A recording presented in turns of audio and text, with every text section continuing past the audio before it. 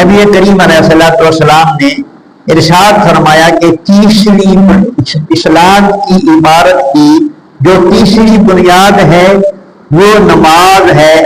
جس نے نماز چھوڑ دی اس نے یہ عبارت ڈھا دی، گرا دی.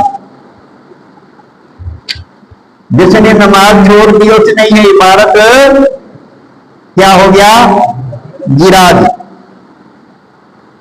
نبی کریم علیہ الصلوۃ والسلام کا یہ ارشاد ہے کہ مومن اور کافر میں فرق کرنے والی چیز صرف نماز ہے. مومن نماز پڑھتا ہے، نماز چھوڑ نہیں سکتا، کافر نماز نہیں پڑھتا. پھر یہ بھی آج نہیں چاہتا ہوں من ترک الصلاۃ متعمدا فقد کفر.